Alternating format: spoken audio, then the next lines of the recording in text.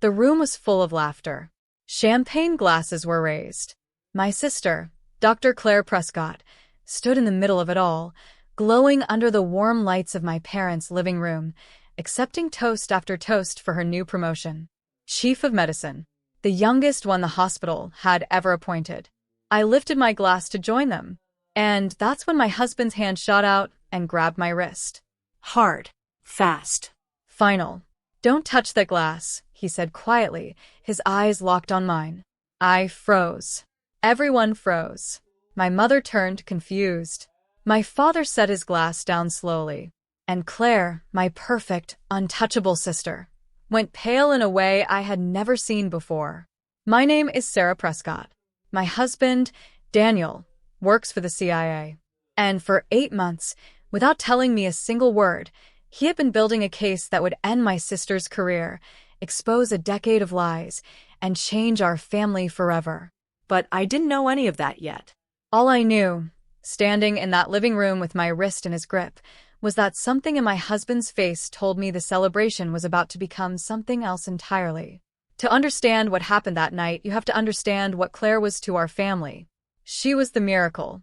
Straight A's, medical school on a full scholarship, engaged to another doctor by 26. My parents didn't just love her, they orbited her.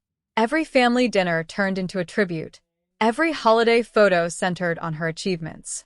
When I got promoted at my own job, it earned a quiet "that's nice, sweetie." When Claire got promoted, my parents rented a hall. I stopped competing with that a long time ago. I told myself it didn't matter. I built my own life, married Daniel, kept my head down. But there was always a quiet ache, the feeling of being the background character in my own family story. What none of us knew was that Claire's perfect image had a crack running underneath it. A crack Daniel had noticed almost a year earlier, completely by accident.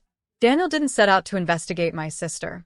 His work rarely crossed paths with our personal lives. That was the rule we'd always kept. But one evening, a name came across his desk during an unrelated case, a pharmaceutical distribution irregularity connected to a hospital pharmacy. And attached to that irregularity was a signature. Dr. C. Prescott. At first he thought it was a coincidence. Then he pulled the timeline. Missing inventory. Falsified logs. Payments routed through shell accounts tied to a private clinic that didn't officially exist. All of it quietly authorized under my sister's credentials. He didn't tell me. Not because he didn't trust me, but because he knew what it would do to me before he had proof. He needed to be certain. So for months, using contacts far outside his usual work, he traced the money. He found the pattern. Claire wasn't just cutting corners. She was running a scheme, diverting real medication meant for patients, replacing it with diluted substitutes, and selling the difference through a network that stretched across 3 states.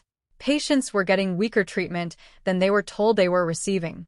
Some of them never recovered the way they should have. And every award, every promotion, every glowing review that made my parents so proud, all of it was propped up on numbers that Claire had learned to fake perfectly.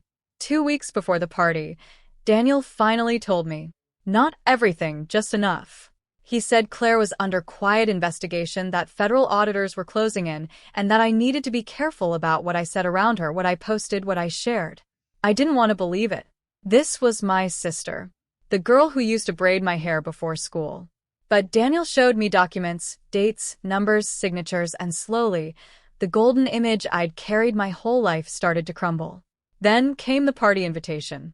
My parents wanted to celebrate her new title as Chief of Medicine, a title that, according to Daniel's sources, was about to be stripped from her within days, once the audit went public. Daniel didn't want me to go, but I insisted. I needed to see her face one more time before everything changed. I needed to understand how someone I loved could build a life on something so broken. What I didn't expect was that the final piece of evidence, the one that would confirm everything, was sitting in a champagne glass on my mother's dining table. Claire had arrived early that evening and insisted on pouring the drinks herself, laughing that it was her night, her rules. Daniel noticed something the rest of us missed. She filled every glass except one from the same bottle. Mine came from a different one, poured separately, handed to me with a smile just a little too practiced. Daniel had learned, through the investigation, that Claire's falsified drug records weren't her only secret. There had been a smaller, uglier pattern buried in the files, moments when people who threatened to expose her operation had experienced sudden, unexplained health scares. Nothing provable, nothing that ever led back to her directly. Until now, when the auditors were closing in, and I was the one who had been quietly asking her uncomfortable questions all week about her new position. He wasn't going to take the chance. That's why his hand caught my wrist before the glass ever reached my lips. "Sarah," he said, low and steady. "Put the glass down, please." The room went silent. My mother asked what on earth was going on. My father demanded an explanation. And Claire just stood there, her smile frozen in place, her eyes darting toward the door. Daniel didn't raise his voice. He simply reached into his jacket and placed a folder on the table. "I need everyone to see this," he said, "before anyone drinks anything else tonight." Inside were copies, falsified pharmacy logs, financial transfers, the sealed federal case number that was set to go public that week. My mother's hands trembled as she flipped through the pages. My father sat down heavily in a chair, his face ashen. Claire tried to laugh it off first. Then she tried anger. Then, finally, she broke, right there in the living room, in front of the family that had spent years building a shrine to her success. She admitted it. The diverted medication, the falsified records, and, quietly, tearfully, she admitted she'd been terrified of losing everything, terrified of being ordinary, terrified of disappointing the very people who had put her on a pedestal she never should have been standing on. The federal case became public 2 days later. Claire's medical license was suspended pending a full investigation. The hospital quietly removed every plaque, every award announcement, every mention of her name from their walls. Patients who had unknowingly received diluted medication were notified and offered proper treatment and support. My parents were devastated, not just by what Claire had done, but by how completely they had refused to see it. For years, any concern raised about her had been dismissed instantly, defended without question. Looking back, my mother admitted there had been small warning signs all along. Colleagues who quietly stopped referring patients to her, a nurse who once tried to raise concerns and was brushed off as jealous. Claire was never able to explain away what the documents proved. In the months that followed, she faced serious legal consequences, lost her license permanently, and disappeared from the family gatherings she had once dominated. It wasn't dramatic or violent, just a slow, painful unraveling of a lie that had gone on far too long. I think about that glass a lot. How close I came to trusting blindly, simply because trusting Claire had always been the family's unspoken rule. It wasn't Daniel's job that saved me that night. It was his willingness to look closely at someone everyone else refused to question. We often build people up so high that we stop checking if the ground beneath them is even real. My family worshipped my sister for so long that none of us ever thought to ask if she deserved it. It took an outsider, someone with no emotional stake in protecting the family myth, to finally see the truth.